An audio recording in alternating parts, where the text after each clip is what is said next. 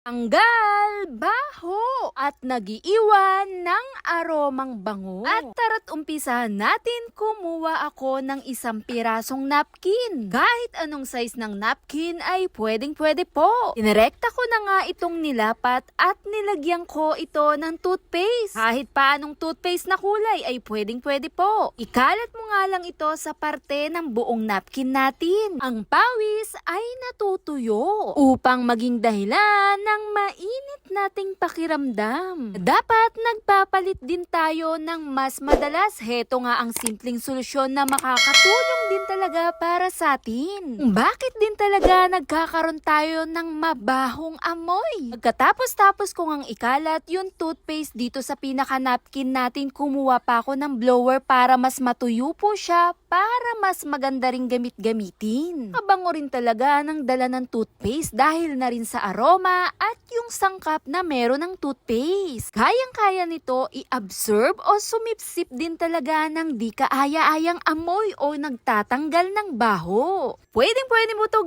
gamitin araw-araw po.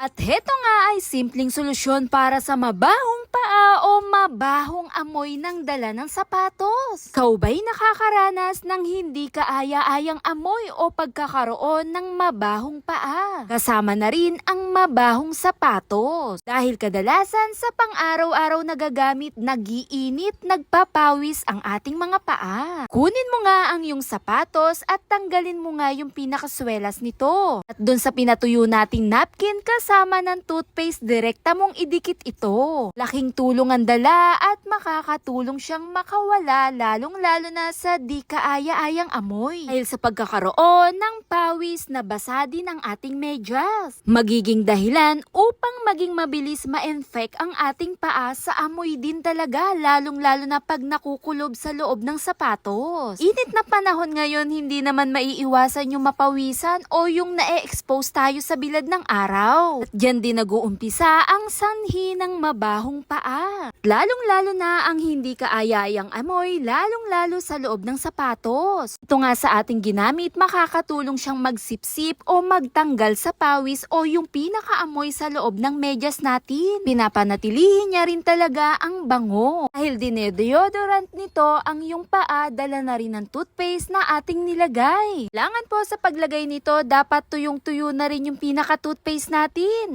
Mismo sa pinaka-napkin natin at yung madalas mong suot-suotin na sapatos ay pwedeng-pwede mo na rin yung gamitin pa para na rin maproteksyonan ng yung paa. Lalong-lalo na sa odor. Pwedeng-pwede mo to ulit-ulitin. Napkin na may toothpaste sa loob ng sapatos. Yun lang! Follow for more. Bye!